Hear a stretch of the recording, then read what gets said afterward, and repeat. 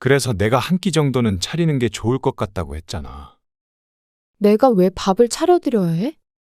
생각해보니까 집들이 오면 그래도 뭐라도 대접을 했어야 했던 것 같아. 장모님 오셨을 때는 그렇게 잘해놓고는. 그건 우리 가족이니까 그렇지. 우리 가족. 그러면 우리 엄마 아빠는 가족 아니야? 그러면 당신이 요리해서 대접하면 되잖아. 왜 나보고 그래? 요즘 세상에 여자만 요리하라는 법이 어딨어? 아니, 내가 요리를 어떻게 해? 당연히 당신이 주부니까 당신이 하는 거지. 어떻게 그런 시대착오적인 발언을 해? 이 집도 반반했는데 여자 남자가 어딨어? 아니, 그런 문제가 아니라 살림은 당신 담당 아니야? 우리 먹는 건 내가 하는데 시부모님 밥은 당신이 알아서 해야지. 아니면 그냥 배달시키는 게 맞지 않아? 오늘 이야기 속 주인공은 60세 이영순 씨입니다. 그리고 그녀의 아들과 며느리에 관한 이야기이죠. 요즘 젊은이들이 이렇다는 건 아주 모르진 않았지만 이 정도일 줄은 몰랐습니다. 그리고 더욱이 내 자식이 이럴 줄은 몰랐습니다. 결혼시키면 어느 정도 마음을 내려놔야 하는 것인지 아니면 그냥 이 씨가 운이 안 좋았던 건지. 하지만 며느리를 이 씨가 고를 수 있는 것도 아니고 순전히 아들의 선택이었기 때문에 이 씨도 억울했습니다. 더 이상 실망하지 않고 살려면 그냥 안 보고 지내는 게 맞는 건가 싶지만 또 그런 게 과연 가족이라고 할 수 있나 싶기도 했습니다. 자기들은 오고 싶을 때 와서 머무는 내내 맛있는 밥 얻어먹고 아무것도 안 하면서 이 씨 부부가 방문했더니 삼시세끼 배달 음식만 시켜주었습니다. 적어도 한 끼 정도는 차려주지 않을까 싶었는데 그 정도 성의는 조금도 보여주지 않았던 아들과 며느리에게 깊게 실망했습니다. 실력을 떠나서 그게 그동안 이 씨가 해줬던 것에 대한 예의가 아닐까 싶었습니다. 이 씨는 뭘 위해 그렇게 정성껏 아들 며느리를 대접해왔던 것인가 하는 회의감이 들었습니다. 그리고 자꾸 요즘 사람들은 그렇다는 말을 하는데 이 씨도 똑같이 할 수 있다는 걸 보여줄 생각이었습니다. 이 씨는 자식이 하나 있었습니다. 아들의 이름은 전지환입니다. 30이 넘어가니 만나던 여자친구와 결혼 이야기가 나왔는데 정식으로 인사 온다기에 이 씨가 말했습니다. 그러면 한정식집 같은 데 가서 만날까? 그래. 그래도 처음 만나는 자리인데 맛있는 거 먹으면서 얘기하면 좋지. 이 씨 부부는 조금 격식을 차려야 하나 싶었습니다.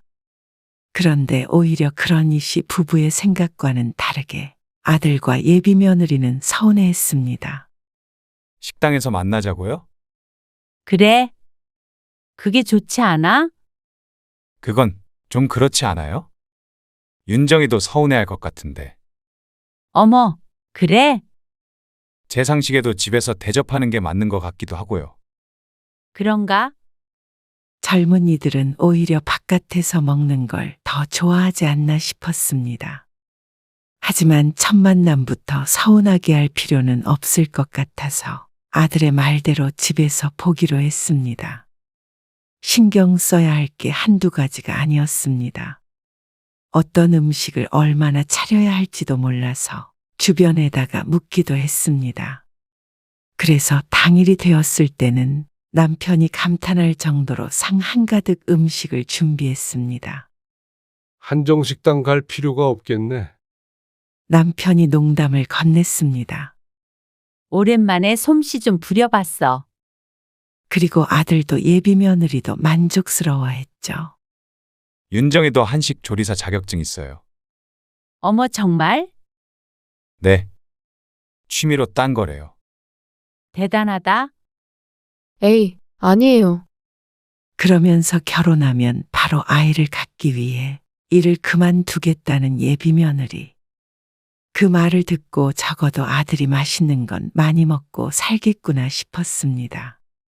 취미로 요리를 한다니 요즘 사람들 답지 않다고 생각했죠. 그러고 나서도 아들과 예비 며느리는 종종 찾아왔습니다. 물론 아들이 오고 싶어서 데리고 오는 것 같았지만 그래도 불편할 텐데 자주 오는 예비 며느리를 이씨 부부는 예뻐했습니다. 손님 대접을 해주려고 노력을 많이 했고 말이죠. 그리고 본격적으로 결혼 이야기가 오갔습니다. 자식이 하나이고 아들이기 때문에 얼마나 지원을 해줘야 하는지 고민이 있었지만 다행히도 상대방 쪽에서 똑같이 반씩 보태자고 먼저 제안을 해주었죠. 요즘에는 다들 그렇게 하잖아. 그래도 아들이라서 집 한 채는 해가야 하는 줄 알았지. 친구와 이야기를 나누다 보니 아들의 결혼 이야기가 나왔습니다. 마찬가지로 아들이 하나이고 얼마 전에 결혼을 시킨 친구였죠. 그런 집도 있긴 한데 일부러 안 그러는 집도 있대. 일부러? 남자 쪽에서 집해가면 좋은 거 아니야? 에이, 그만큼 시집살이 시킬까봐 그렇지. 어머, 정말? 그런 생각을 할 줄은 몰랐습니다. 이 씨도 아들 가진 부모지만 집을 해줬다고 그만큼 며느리를 부려먹어야 한다고 생각하진 않았으니 말이죠. 그러니까 옛날이랑 다르게 너네랑 우리랑 똑같이 내니까 나중에 딴 말 말아라. 이런 거지. 너희도 그랬어? 애들이 알아서 그렇게 하겠다고 그러던데. 친구의 말을 들으니 추세가 그런가 싶었습니다. 오히려 이 씨의 입장에서는 나쁜 상황은 아니라고 생각했습니다. 아들은 인사를 온 지 8개월 뒤에 결혼을 했습니다. 그 과정에서 이 씨는 아들이 신혼집을 마련하는데 절반을 보탰죠. 아들은 결혼한 직후 이 씨와 가까운 곳에 살았습니다. 차 타고 20분 정도 거리였으니 언제든지 방문하기 좋은 위치였죠. 그래도 아들이 결혼하면 전처럼은 못 볼 줄 알았지만 생각보다 자주 보게 되었습니다. 내일 저녁에 갈게요. 내일? 네. 모레 윤정이 생일이잖아요. 아, 생일인데 둘이 안 보내고? 어차피 전날인데요, 뭘. 윤정이도 그게 좋대? 생일에 시집에 오고 싶은 사람이 어딨어? 저도 그렇게 생각했는데 윤정이가 먼저 가자고 그런 거예요. 맛있는 거 먹고 싶다고. 그래? 알겠어?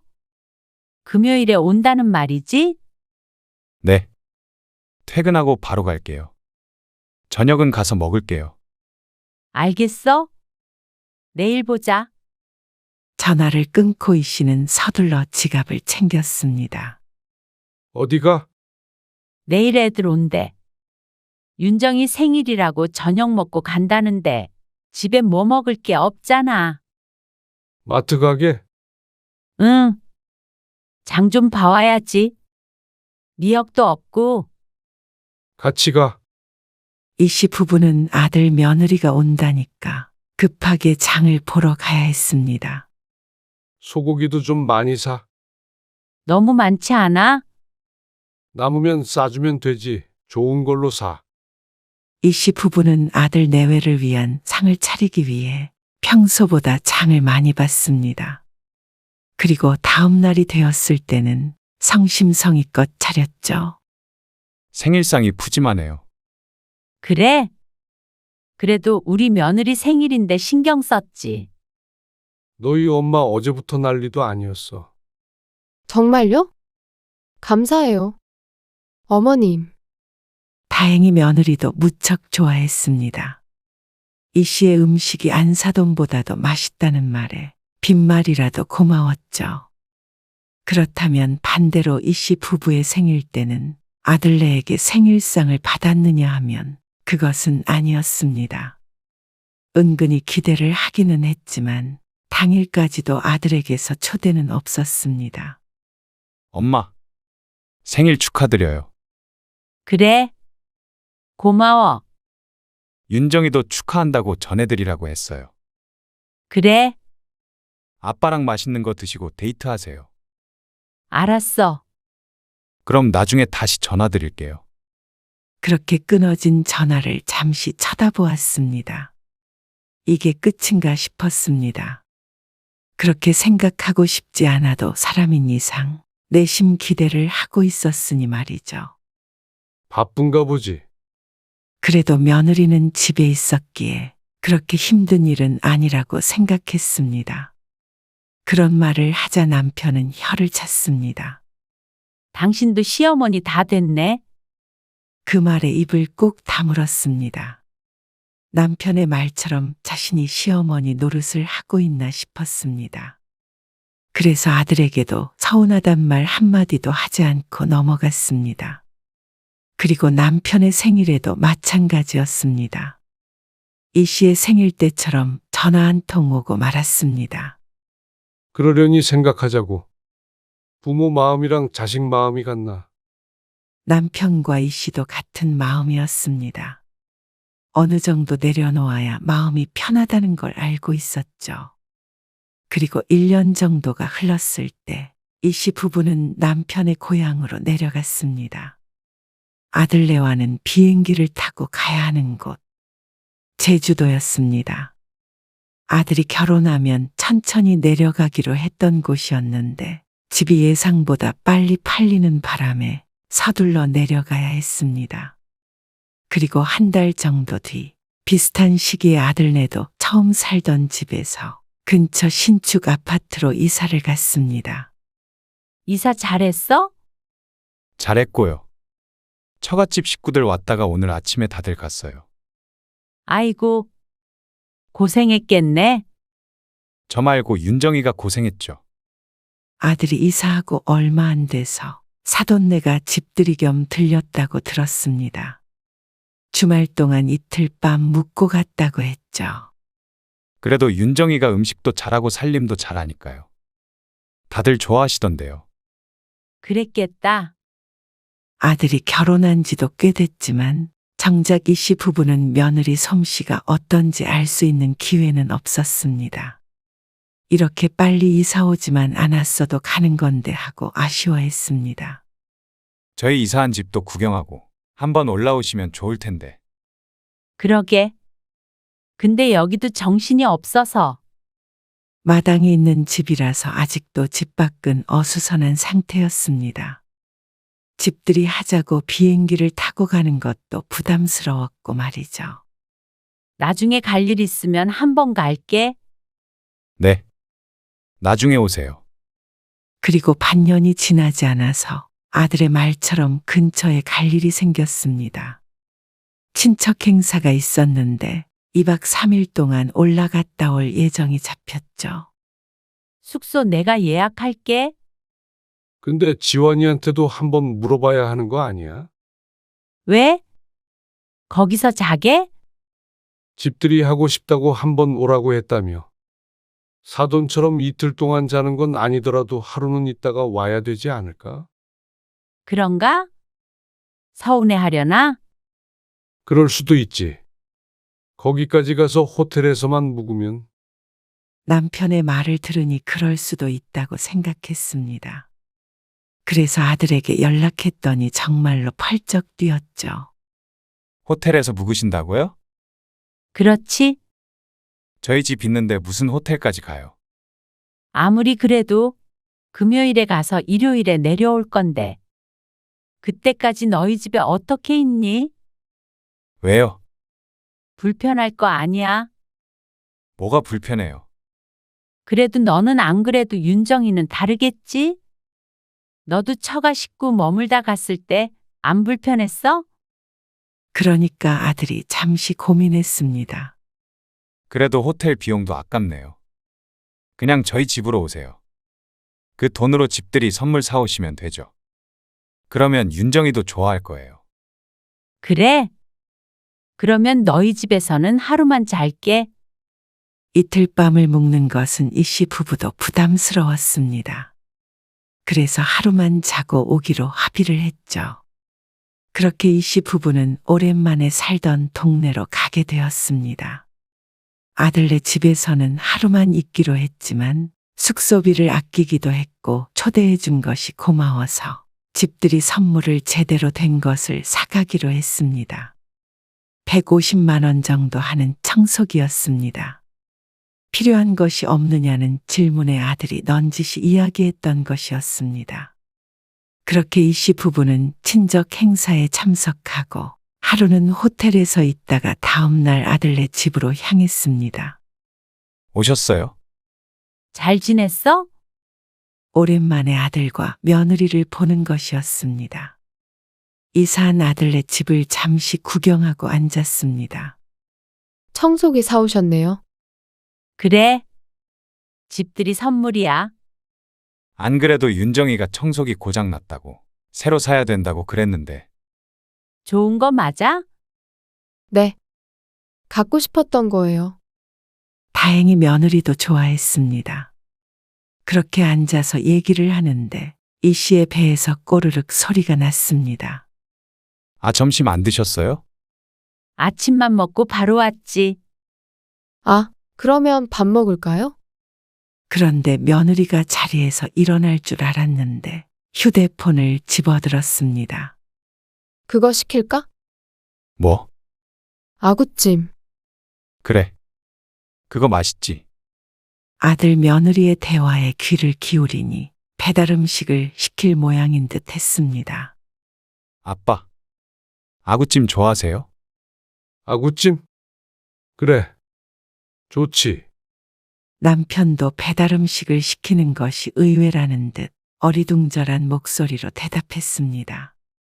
집들이라길래 뭐라도 음식을 차려주는 줄 알았는데 아닌 듯 했습니다. 아니면 아직 점심이라 그런가 싶어서 이 씨는 대수롭지 않게 여겼습니다. 아들은 다음날 아침까지 있으라고 했으니 삼시세끼를 차려주긴 무척 힘든 일인 것 또한 잘 알고 있었습니다. 반면에 배달 음식을 좋아하지 않는 남편은 조금 떨떠름한 기색이었습니다. 어디서 조리됐는지도 모르기에 배달 음식을 평소에도 못 믿어했습니다. 차라리 나가서 식당에서 먹는 걸 선호하는 남편을 잘 알기에 이 씨는 얼린 남편에게 눈짓을 했습니다. 그래도 여기까지 와서 먹는 것 가지고 불평하는 것은 경우가 아니라고 생각했죠. 맛있죠? 다른 반찬 없이 식탁 위에 덩그러니 아구찜이 놓여 있었습니다. 반찬이라고는 함께 배달 온 간장 종지만한 플라스틱 용기에 담긴 간장이 전부였습니다. 김치 하나도 꺼내지 않는 것인지 아니면 없는 것인지 밥도 4개가 플라스틱 용기에 배달되어 온 것을 먹었습니다. 늘상 이렇게 먹는지 궁금했습니다. 아니면 손님이 와서 뭘 하기 힘드니 이렇게 먹는 것인지도 몰랐죠. 맛있네. 이 씨는 웃으며 대답했습니다. 남편도 고개를 끄덕이면서 먹고는 있지만 기분은 좀 상한 눈치였습니다. 점심을 먹은 뒤에 이 씨 부부는 아들 내외의 얘기도 나누다가 주변 산책도 하고 돌아왔습니다. 낮잠을 자는 아들 내외를 두고 거실에서 조용히 TV도 보았습니다. 그러니 어느새 저녁 때가 다가오고 있었죠. 점심에 부실하게 먹었더니 출출하네. 그래도 혹시 그런 말 말어?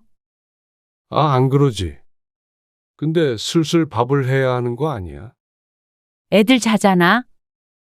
곧 일어나겠지? 그런데 그런 대화를 나눈 지 1시간은 더 있어서 아들 내외가 안방에서 어슬렁 나왔습니다. 배고프시죠? 아들도 배가 고팠는지 배를 문지르며 물었습니다. 그러네. 저녁 먹을까? 네. 윤정아, 아들이 며느리를 불렀습니다. 이제부터 밥을 하나 싶었습니다. 어? 저녁 먹게? 뭐 시킬까? 그 말에 남편이 이 씨를 쳐다보았습니다. 또 배달을 시킬 모양인 듯 했습니다. 그때는 이 씨도 조금 당황스러운 기분이었습니다. 그래도 집들이라고 했고 멀리서 왔는데 이렇게 매번 배달 음식을 먹게 될 줄은 몰랐습니다. 뭐 드시고 싶은 거 있으세요?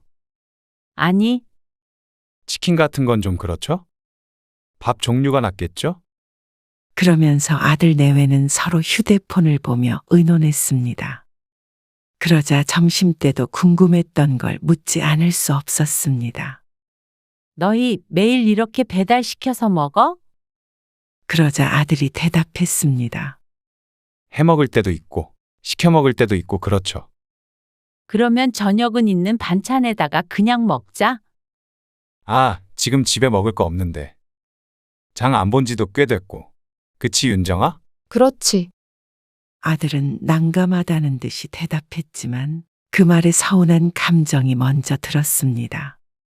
아무리 그래도 멀리서 부모가 오는데 아무것도 해줄 생각이 없었나 싶었습니다.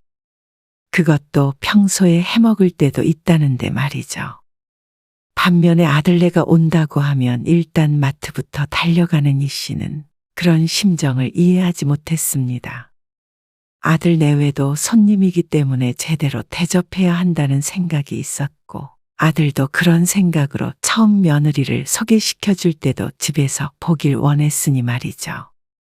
그런데 아들과 며느리는 아무렇지도 않게 배달만 시켜줄 생각이었던 것 같았습니다. 어쩌면 고민도 한번 안 해본 듯 했죠. 그냥 시켜 먹어요. 번거롭잖아요. 아무리 그래도 그러면 내일 아침도 배달시키게? 아, 그렇긴 한데. 왜요? 그 번거로운 과정이 성이라고 생각했습니다. 적어도 그렇게 이 씨의 집에서 수많은 밥상을 대접받았으면 이런 날 한 번쯤은 밥상을 차려줄 수도 있는 거 아닌가 싶었습니다. 며느리 생일상까지 차려줬던 이 씨라면 이런 말 정도는 할 수 있는 거 아닌가 했죠. 그런데 어쩐지 며느리는 언짢은 표정을 지었습니다. 그리고 그런 며느리의 눈치를 보며 아들이 말했습니다. 엄마 아빠 오시면 아무래도 이것저것 해야 하니까. 윤정이가 좀 고생스러우니까 그냥 배달이 나을 것 같아서 그렇게 했어요. 기가 막혀서 듣고 있는데 어쩐지 그런 이 씨 부부의 반응에 오히려 아들 내외의 기분이 상한 듯 보였습니다. 에이, 그래도 며느리한테 밥 차리라고 강요하고 그러지 마세요. 요즘엔 그러는 거 아니에요. 그 한마디에 어쩐지 시집살이 시키는 못된 시부모가 된 기분이었습니다. 그러기 싫었던 며느리의 마음은 알겠지만 중간에 나서서 역성을 드는 아들에게 더 서운했습니다. 아이 갖는다고 직장에 안 다니고 집에 있는 며느리이니까 당연히 며느리가 밥을 해줄 것을 기대했지. 특별히 괴롭히고 싶은 생각은 추호도 없었습니다. 하지만 이 씨도 한마디를 안 할 수 없었습니다. 지난번에 사돈네 오셨을 때 푸짐하게 차려줬다고 나중에 놀러 오라고 했잖아. 그래서 며느리 솜씨 처음으로 구경할 수 있을까 싶었지. 한식 무슨 자격증까지 있다고 자랑했던 것이 다름 아닌 아들이었습니다.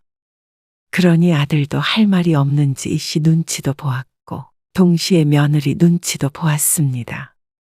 어차피 집에 뭐 먹을 것도 없다며. 그냥 알아서 시켜줘. 여기서 더 이상 따져서 달라질 것도 없었습니다.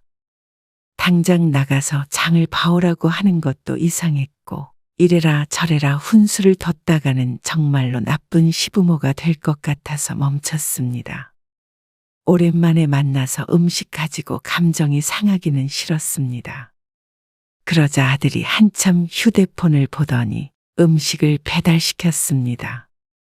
아무렇지 않은 듯 이야기를 나누긴 했지만 이 씨도 남편도 마음속에 섭섭한 감정은 어쩔 수가 없었습니다. 그리고 다음날 아침에는 배달하는 식당들이 문 연 곳이 많지 않다며 11시까지 기다리라는 말에 짐을 쌌습니다. 식사 안 하고 가시게요? 그래? 공항에서 알아서 먹을게. 아, 알겠어요. 식사 때문에 그러시는 건 아니죠? 아니야. 미리 가 있으려고 그래. 그리고 남편이 먼저 나갔습니다. 그리고 아들이 배웅해 주겠다고 했는데 한참 방에서 나오지 않아 먼저 나가 있으려고 했는데 안방에서 들리는 소리에 발걸음을 멈춰야 했습니다. 그래서 내가 한 끼 정도는 차리는 게 좋을 것 같다고 했잖아. 엄마 화나신 것 같아. 이해가 안 되네. 내가 왜 밥을 차려드려야 해? 당신도 나 힘드니까 그냥 배달시키자며. 근데 생각해보니까 집들이 오면 그래도 뭐라도 대접을 해야지. 장모님 오셨을 때는 그렇게 잘해놓고는. 그건 우리 가족이니까 그렇지. 우리 가족. 그러면 우리 엄마 아빠는 가족 아니야? 그러면 당신이 요리해서 대접하면 되잖아. 왜 나보고 그래? 요즘 세상에 여자만 요리하라는 법이 어딨어? 아니, 내가 요리를 어떻게 해? 당연히 당신이 주부니까 당신이 하는 거지. 어떻게 그런 시대착오적인 발언을 해? 이 집도 반반했는데 여자 남자가 어딨어? 아니, 그런 문제가 아니라 살림은 당신 담당 아니야? 우리 먹는 건 내가 하는데 시부모님 밥은 당신이 알아서 해야지. 아니면 그냥 배달시키는 게 맞지 않아? 당신도 직접 대접할 생각 없으면 애초에 오시라고 하질 마. 요즘 세상에 며느리한테 밥상 받으려는 시부모님이 어디 있어? 어머님, 아버님도 너무하신다. 그런다고 삐져서 가버리시는 거 아니야? 밥 안 차렸다고 눈치 주시는 거야, 뭐야? 그리고 나한테 뭐라고 하는 당신한테도 실망이야. 그 말을 듣고는 얼른 먼저 나와 버렸습니다. 기가 막히고 코가 막혔죠. 그렇게 따지자면 며느리도 이 씨가 차려주는 밥을 먹으면 안 되는 것 아닌가 싶었습니다. 어떻게 저런 생각을 할 수 있는지 의문이었습니다. 차라리 맞벌이를 한다면 이 씨도 이해가 갔습니다. 그런데 결혼할 때 반씩했다는 이유로 시부모를 대접해 줄 필요가 없다는 발상이 이상했죠. 반씩하면 시부모는 부모도 아닌가 싶었습니다. 각자 부모만 챙겨야 한다면 반대로 이 씨도 아들 내외가 왔을 때 아들에게만 밥을 해주는 것이 맞다고 생각하는지 묻고 싶었습니다. 하지만 투닥거리고 있는 아들 내외에게 끼어들고 싶지 않았습니다. 그렇게 서운한 마음을 가진 채로 집으로 돌아왔습니다. 그 일은 남편에게도 이야기하지 않았습니다. 아들도 결국 며느리에게 동조했는지 따로 다른 얘기는 없었습니다. 그리고 얼마 되지 않아서 며느리는 임신을 했습니다. 그래서 출산할 때까지는 명절에도 오지 않아서 그 얼굴을 보지 못했습니다. 차라리 잘 됐다 싶었습니다. 그날의 일이 자꾸 떠올라 며느리의 얼굴을 보기가 싫었기 때문이었습니다. 그런 이 씨를 누군가가 옹졸하다고 손가락질 하더라도 어쩔 수 없었습니다. 아무리 좋게 생각하려고 해도 사람인 이상 서럽고 억울한 마음이 들었으니 말이죠. 그리고 며느리가 출산한 지 몇 달 지났을 때 며느리가 이 씨에게 부탁했습니다. 올라와서 아이를 봐달라고 말이죠. 저희 엄마가 봐주실 상황이 아니라서요. 나중에 아들에게 물어보니 안 사돈이 아이 보는 게 힘들다고 육아는 도와주지 못하겠다고 못을 박다고 했습니다. 바빠서 그런 것도 아니고 키워주기 싫다니 더 이상 부탁도 못 해본 듯 했습니다. 그러니까 멀리 제주도에 있는 시부모에게까지 도움을 요청한 것이었겠죠. 어차피 집에 있는데 직접 돌보면 되지. 그래도 혼자서 어떻게 애를 키워요? 애가 더 있는 것도 아니고 하나를 왜 못 키워? 그래도 힘들죠. 요즘 손목도 아프다고 하고 그러던데. 아들도 이 씨가 봐주는 게 맞다고 생각하는 듯 했습니다. 하지만 이 씨 또한 그러고 싶은 마음이 없었습니다. 그렇다고 어떻게 가까이 살지도 않는 내가 애를 봐주겠어? 저희 집에서 몇 달 지내시면 되죠. 집만 조금 챙겨서 오세요. 하루 있으면서도 그렇게 서러운 꼴을 봤는데 어떻게 몇 달씩이나 그 집에 있으라는 말인지 몰랐습니다. 그리고 반씩했으니 밥도 못 차려주겠다는 며느리의 부탁을 이 씨는 왜 들어줘야 하는지 몰랐습니다. 나도 애 보는 거 힘들어서 안 되겠다. 네? 안 된다고요? 이 씨에게 거절당할 줄은 전혀 몰랐던 눈치였습니다. 이 씨도 물론 예전 같았으면 그러자고 할 수도 있었겠죠. 따로 일을 하고 있는 것도 아니었기 때문에 몇 달 정도는 시간을 뺄 수도 있었고 기꺼이 손주를 볼 생각도 있었을지도 몰랐습니다. 하지만 지금은 아니었습니다. 내가 가면 또 밥은 배달 음식 시켜주는 거야? 네? 아, 설마 지난번 일 때문에 그러세요? 아들은 이 씨의 말을 단번에 알아들었습니다. 아, 그건 제가 생각이 짧았어요.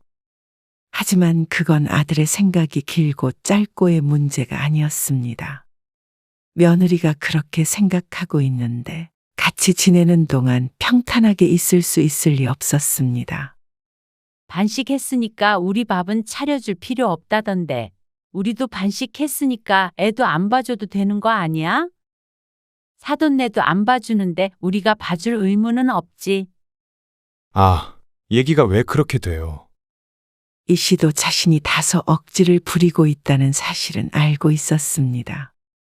하지만 번복할 마음은 없었습니다. 그동안 좋은 시부모가 되고 싶어서 노력했는데 아무리 노력해도 아들 내외에게 그런 취급을 받는다면 굳이 자신도 부모 노릇을 할 필요가 없다고 생각했습니다. 그런데 아들은 무척 서운해했죠. 저라도 밥 차려드릴게요. 윤정이 혼자서 애 키우고 살림하고 어떻게 해요? 좀 와서 도와주세요. 저는 일해야 되잖아요. 지금 밥 한 끼 못 먹어서 이러는 줄 아는 모양이었습니다. 됐다. 나도 힘든 일 하기 싫으니까 떠넘기지 마라. 그리고 애초에 애 키우겠다고 결혼하고 나서부터 쭉 쉬었으니까 할 일은 해야지. 너희 애는 알아서 키워. 그리고 전화를 끊어버렸습니다. 그러니 저들끼리 알아서 하기로 했는지 한동안은 연락이 오지 않았습니다. 아쉬울 것 없었습니다. 그런데 2달쯤 지나자 며느리에게서 전화가 왔습니다. 어머님, 애 키우는 게 녹록지가 않았던 모양이었습니다. 아니면 아들이 사과하라고 시켰는지도 몰랐죠. 사과 몇 마디면 마음을 돌릴 줄 아는 모양이었습니다. 하지만 이 씨는 나중에야 어찌됐든 현재로서는 올라가서 대신 살림해주고 애도 봐주고 그렇게 희생할 마음이 들지 않았습니다. 일을 하는 것도 아닌데 집에서 자기 자식 하나 키우는 것도 힘들다고 하면 이 씨도 할 말이 없었습니다. 역시나 안사돈도 도와주지 않는 모양이었습니다. 이유가 어찌됐건 이 씨가 더 무르다고 생각한 것 같았는데 그건 오산이었습니다. 저들 아쉬울 때만 이렇게 전화하고 부탁하지. 정작 부모를 위해서는 어떤 것도 할 마음이 없는 자식들이었습니다. 밥 때문에 삐지는 게 웃기다고 했던 며느리는 어디 갔는지 몰랐습니다. 부모라고 그런 자식들에게 무한정 사랑을 베풀어야 하는 건 아니라고 생각했습니다. 요즘 사람들이 그렇게 정확한 걸 좋아하니 이 씨도 거기에 장단을 맞추기로 한 것이었습니다. 또 필요하면 다시 연락이 오겠거니 생각했습니다. 역시나 이 씨 부부가 차가워지니 오히려 아들 내외는 안절부절 먼저 자주 연락해 왔습니다. 하지만 지금은 이 씨는 아들네 부부에게 신경 쓰지 않기로 했습니다. 그러는 게 차라리 마음 편하게 노후를 보내는 길인 듯 했습니다.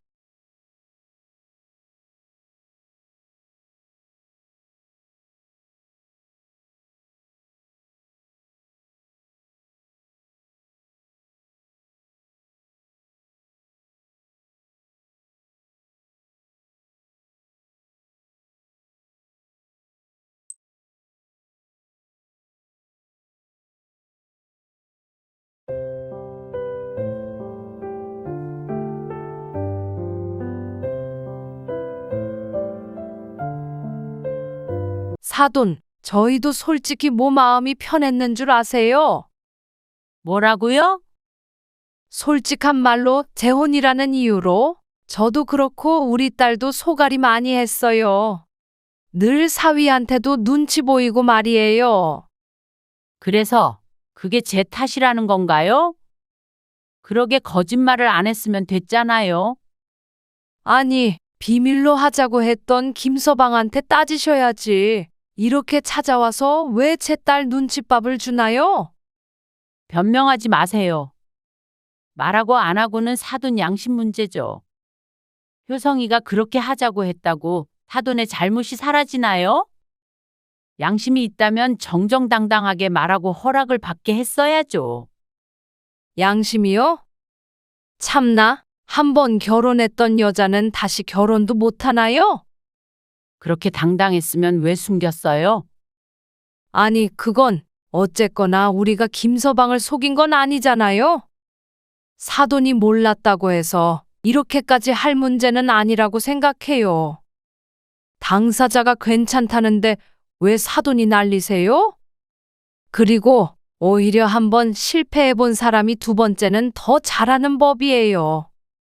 오늘 이야기 속 주인공은 63세 노정혜 씨입니다. 그리고 그녀의 아들과 며느리, 사돈에 관한 이야기입니다. 아들이 결혼한 지 2년 정도가 흘렀습니다. 그리고 그동안 아들 부부와 사돈은 노 씨 부부를 철저하게 속여왔죠. 모두 다 한통속이었습니다. 다른 사람들은 둘째 치고서라도 노 씨는 아들에게 깊은 배신감을 느꼈습니다. 며느리가 재혼이라는 사실을 숨기고 결혼한 아들 부부. 노 씨는 그런 아들을 이해해 보려고 노력했지만 그게 잘 되지 않았습니다. 마음이 괴롭고 모두가 괘씸해서 더 이상 가족으로 지낼 수 없을 것 같았습니다. 그런데 다들 노 씨 부부에게 말했습니다. 자식 인생에 지나친 참견을 하는 것이라고 말이죠. 그리고 사돈네도 노 씨 부부를 기만한 잘못은 뒷전으로 하고 오히려 적반하장으로 나왔습니다. 노 씨 부부를 유별난 사람들 취급을 하는 그들을 노 씨도 더 이상 이해하고 싶지 않았습니다. 참견하지 말라면 원하는 대로 해줄 생각이었습니다. 그로 인해 아들네가 노 씨에게 배신감을 느낀다면 그건 아들네가 감당해야 할 몫이라고 생각했죠. 노 씨는 아들과 딸이 하나씩 있었습니다. 내 아들, 딸이라 그런지 모르겠지만 어디 내놓아도 빠지지 않는 자식들이었습니다. 그래서 그런지 결혼 정년기가 된 아들에게는 특히 선자리가 많이 들어왔습니다. 내가 진짜 친한 언니가 있거든. 거기 딸이 약사야. 공부도 잘하고 집도 괜찮게 살아. 내가 딱 너희 아들하고 연결시켜주면 좋을 것 같아서 말이야. 우리 아들? 그래. 아직 장가 안 갔잖아. 슬슬 선 보고 해야지. 애인 있대? 글쎄. 그런 말 못 들었는데. 한번 물어봐. 내가 사진 보내줄 테니까. 다른 사람한테는 소개 안 시켜줘. 너 정도 되니까 내가 달이나 볼 생각을 하지. 글쎄. 난 그냥 우리 아들이 알아서 연애하고 결혼하겠지 싶었는데. 그래도 어느 정도 양쪽이 맞아야 잘 사는 거야. 그래? 그럼 한번 물어는 볼게. 어느 날 중매를 서겠다는 친구의 말을 듣고 아들에게 물어보겠다고 했습니다. 그리고 한동안 잊고 지내다가 아들이 노 씨 집에 방문했을 때 생각이 나서 넌지시 물었죠. 그런데 돌아오는 대답에 조금 놀라게 되었습니다. 저 요즘 만나는 사람 있어요. 어? 정말? 네. 그리고 결혼까지 생각하고 있어요. 진지한 사이예요. 결혼이라는 말에 다들 놀랐습니다. 전혀 그런 기색이 없었으니 말이죠. 어머. 잘 됐다. 나는 우리 아들 연애도 안 하고 있는 것 같아서 혹시나 해서 물어봤지. 네. 그러니까 선은 안 봐요. 당연히 그러면 선 보면 안 되지. 우리도 언제 한번 보여줘. 그래. 곧 데리고 올게. 딸도 오빠가 여자친구가 있다는 사실을 모르고 있었던 모양이었습니다. 우리 아들 그럼 금방 결혼하는 거야? 세월 참 빠르다. 남편도 무척 좋아했습니다. 그리고 아들은 얼마 안 돼서 여자친구를 집으로 데리고 왔습니다. 노 씨는 설레는 마음을 안고 음식도 정성 들여 준비했죠. 예비 며느리의 예쁘장한 외모에 호감이 들었습니다. 성격도 둥글둥글한 편이라 처음 만난 자리였음에도 불구하고 모두들 화기애애하게 이야기를 나눌 수 있었습니다. 그 뒤로도 2번 정도 더 봤는데 생각보다 결혼 얘기가 빠르게 오가는 듯 했습니다. 상견례 날짜 잡으려고 하는데 언제가 괜찮으세요? 그쪽에서는 최대한 빨리 뵙고 싶어 하시더라고요. 상견례? 결혼을 언제쯤 하려고 그러는데?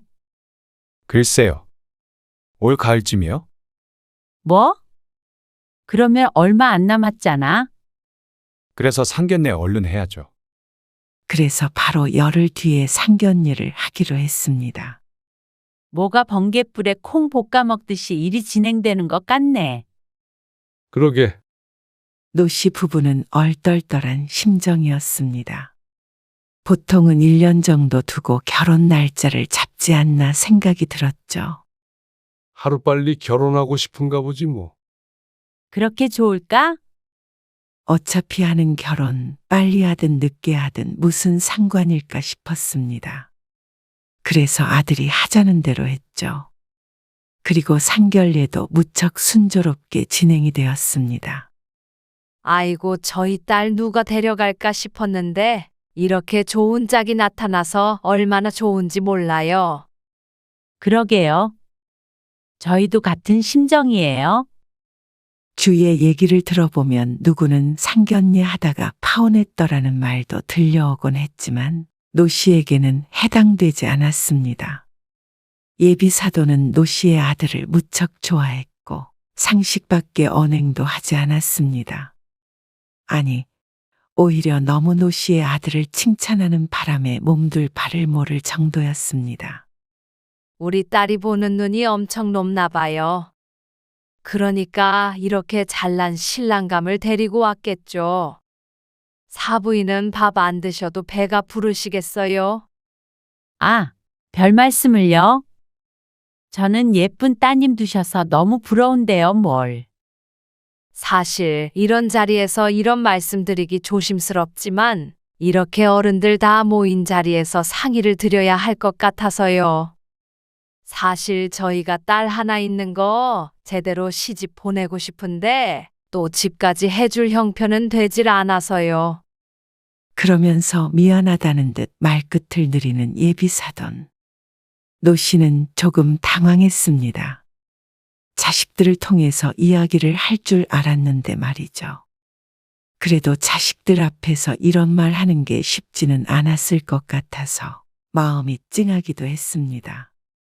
그 부분은 아들 통해서 말씀을 드리려고 했는데요. 그래도 저희가 자식들 결혼시키려고 모아둔 게 좀 있어요. 그래서 그 돈으로 신혼집은 마련이 될 것 같아요. 노 씨 부부가 미리 상의해둔 바였습니다. 본격적으로 결혼 준비를 하면 아들과도 이야기를 해보려고 했죠. 노 씨의 말에 예비 사도는 크게 기뻐했습니다. 아이고, 그러면 저희가 너무 감사하죠. 죄송해서 이걸 어째요. 죄송하긴요. 둘이 잘 살면 저희는 좋아요. 저희도 얼마라도 보탤게요. 혼수는 제대로 해야죠. 아무리 그래도 맨몸으로 결혼시킬 수는 없죠. 그렇게 집은 노 씨 부부가 사주기로 했고 예비 사돈이 혼수를 하기로 했습니다. 그리고 그 외의 것들은 대부분 생략하기로 했죠. 저희는 최대한 결혼은 서둘렀으면 해요. 우리 박서방, 아니 김서방도 그랬으면 하더라고요. 아, 안 그래도 이번 가을 안에 하겠다고 그러더라고요. 더 빨라도 좋고요. 더 빨리요?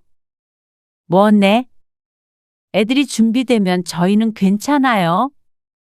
어차피 집은 해주기로 생각한 것이기에 그 뒤로는 큰 갈등 없이 일사천리로 결혼이 진행되었습니다.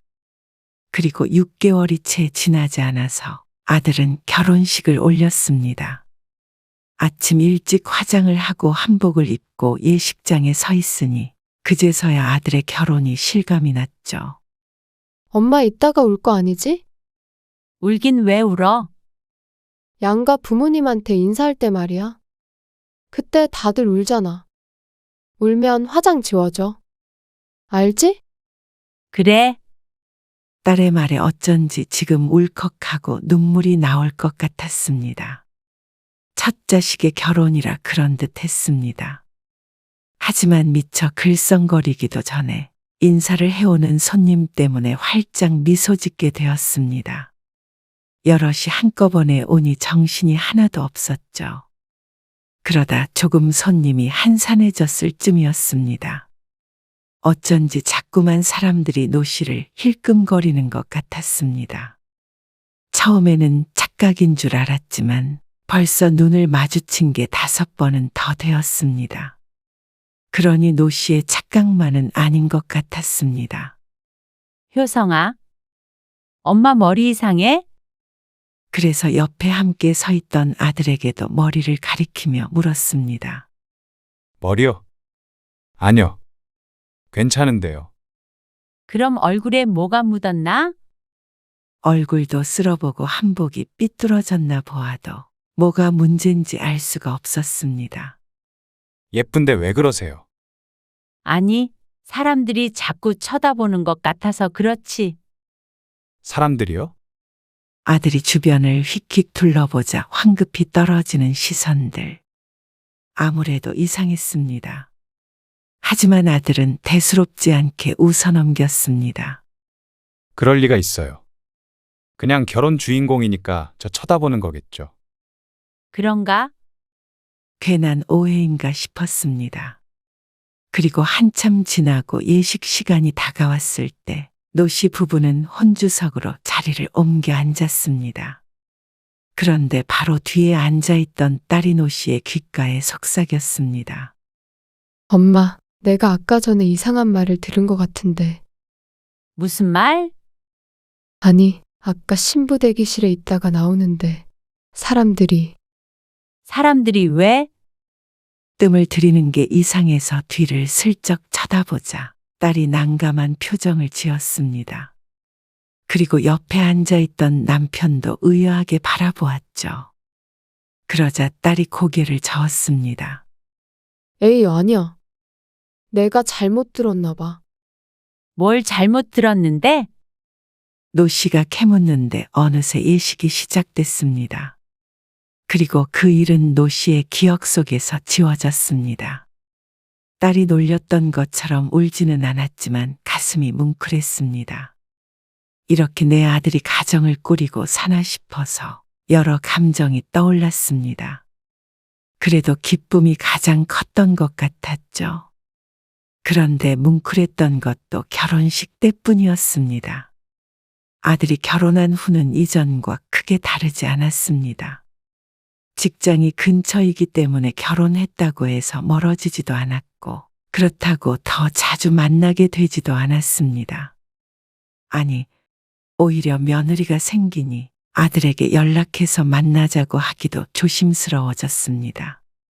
편하게 연락하려고 하면 딸이 말렸습니다. 그러면 요즘 며느리들이 싫어한다고 말이죠. 딸 같은 며느리, 그런 거 없대잖아. 괜히 그러다가 사이만 틀어지지. 그런가? 생각해보면 그럴 것 같기도 했습니다. 노씨도 며느리 불편하게 하는 시어머니가 되고 싶지 않아서 딸의 말을 들었습니다. 그리고 며느리가 명절에 왔을 때도 딸의 조언을 들어서 며느리에게 괜한 고생시키지 않기 위해 노력했습니다. 제가 설거지 할게요. 아니야. 얘가 할 거야. 노씨가 미리 차려놓은 저녁밥을 함께 먹고 며느리가 설거지를 하겠다고 일어나자 노씨가 딸을 가리키며 말했습니다. 그러자 딸이 자리에서 일어났습니다. 그래요. 언니, 제가 할게요. 원래 제가 설거지 담당이에요. 그래. 너는 앉아 있어. 그리고 상을 치우고 있는데 며느리가 옆에 서서 노씨에게 말했습니다. 어머님은 시집살이 안 시키셔서 너무 좋아요. 그래? 친구들은 시집살이 하나 보지? 노 씨가 웃으며 묻자 며느리가 대답했습니다. 아, 네. 그런 것도 있고, 그냥 들은 거예요. 사실 며느리와 좀 더 격없이 지내고 싶었지만 시집살이 없어서 좋다는 며느리에게 더 다가갈 수는 없었습니다. 그래서 명절이 아니면 따로 부르지 않았고 아들 내외도 굳이 찾아오지 않았습니다.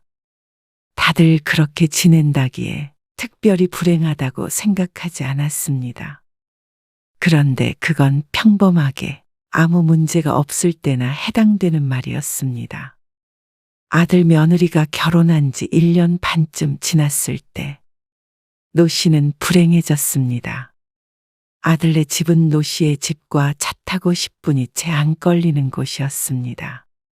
노 씨의 집이 아들이 다니는 직장 바로 근처라서 가까운 곳에 신혼집을 얻을 수밖에 없었습니다. 그런데 그렇게 가까이 살아도 우연히 지나가다 만나는 일은 한 번도 없었는데 그날은 의도치 않게 아들네 집 앞을 지나가게 되었습니다. 그리고 안사돈과 며느리, 그리고 여자아이를 안고 있는 낯선 남자를 마주치게 되었죠. 어머, 안녕하세요. 멀리서 봤을 때는 긴가민가 했지만 가까워져 보니 너무 익숙한 얼굴이었습니다.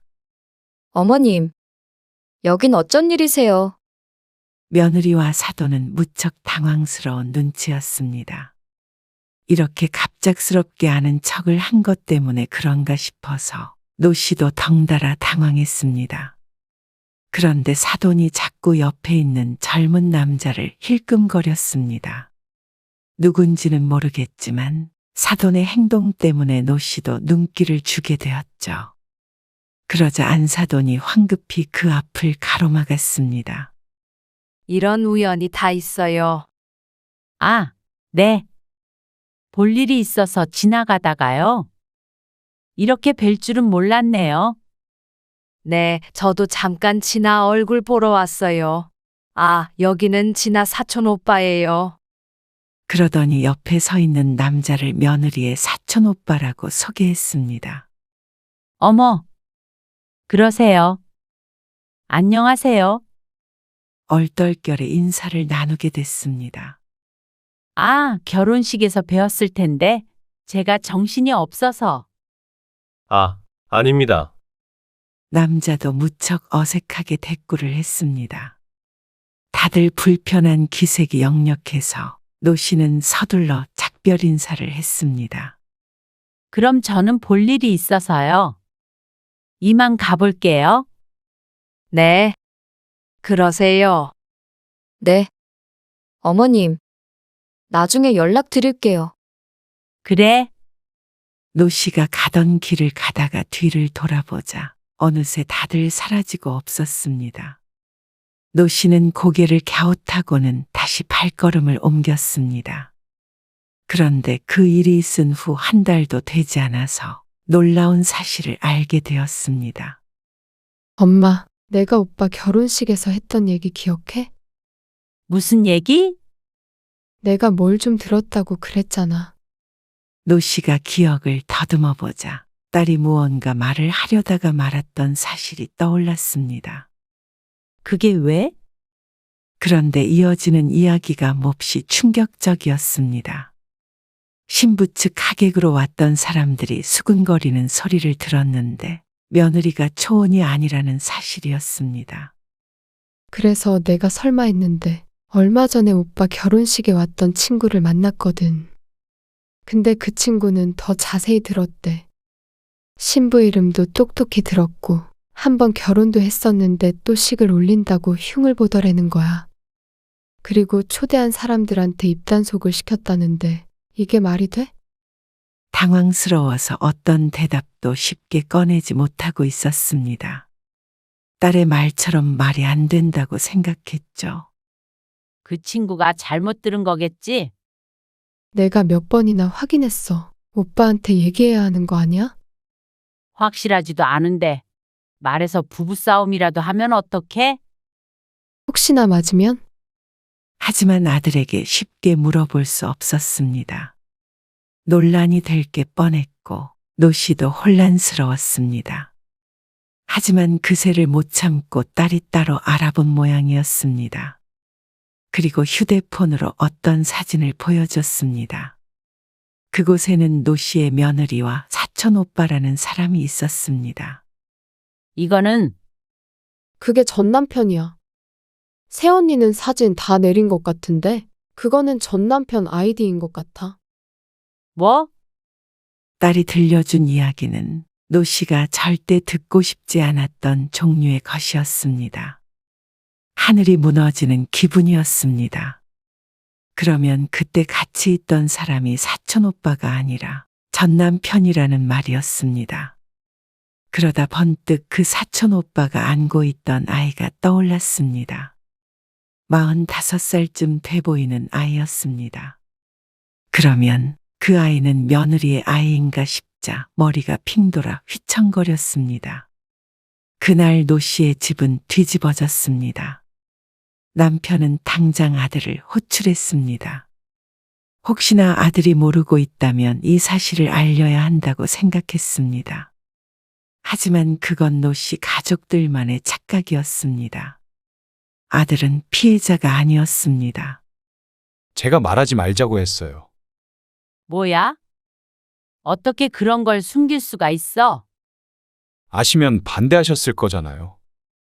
그걸 말이라고 하는지 몰랐습니다. 어쩌면 그런 파렴치한 발상을 할 수 있었는지 기가 막혔습니다. 남편도 거의 뒤로 넘어갈 지경이었습니다. 노 씨의 가슴 속에도 폭풍이 일었습니다. 그리고 그 폭풍에 노 씨는 이리저리 휘청거리고 있는 중이었죠. 어쩌면 자신들이 대화의 여지도 없었던 부모였나 싶었습니다. 반대할까봐 모두들 작당해서 속이는 걸 택했을 만큼 무시해도 되는 존재였나 생각했습니다. 그리고 그걸 주도한 게 내 아들이라고 생각하면 억장이 무너졌죠. 하지만 노 씨는 마음을 가라앉히려고 노력했습니다. 이미 벌어진 일이니 대화를 나눠보고 싶었습니다. 그런데 아들은 무척 방어적으로 굴었습니다. 혹시라도 진아한테 뭐라고 할 생각 마세요. 뭐? 지금 너는 그런 말이 나오니?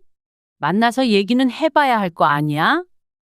기가 막혔지만 아들은 노 씨나 남편의 심정 같은 건 전혀 걱정되지 않는 모양이었습니다.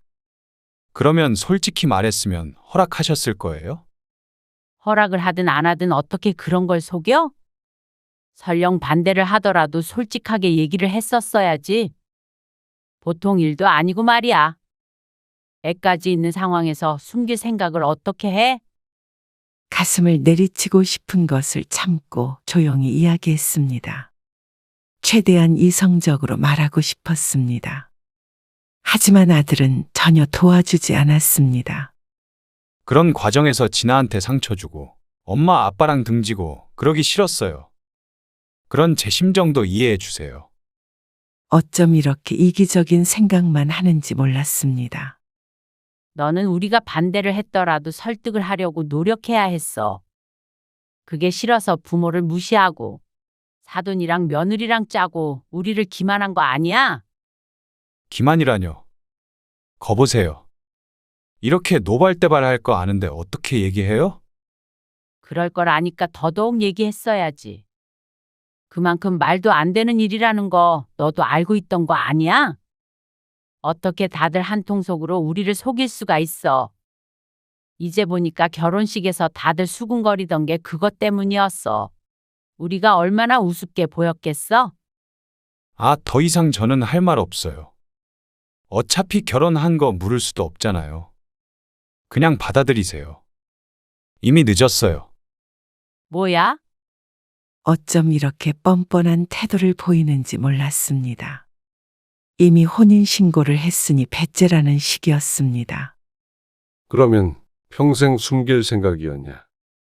남편이 힘없이 중얼거리며 물었습니다. 그리고 아들은 대답했죠. 네. 평생 모르시는 편이 낫죠. 제 인생이니까 더 이상 이 일 가지고 뭐라고 하지 마세요.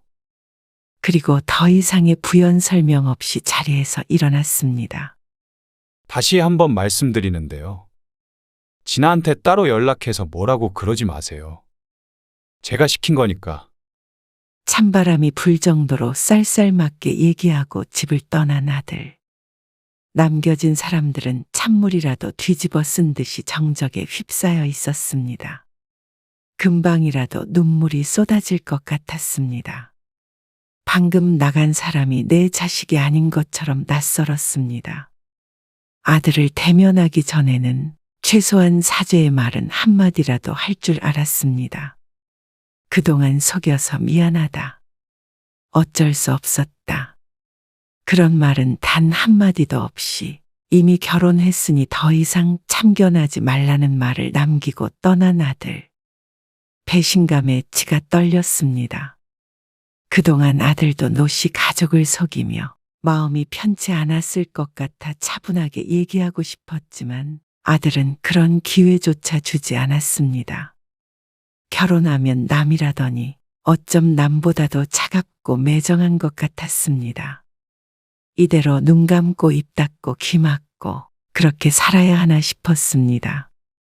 아들이 부모를 속이고 애가 있는 이혼녀와 결혼을 했고 그 모든 걸 사돈네는 알고도 적극적으로 속이는데 가담을 했는데 말이죠.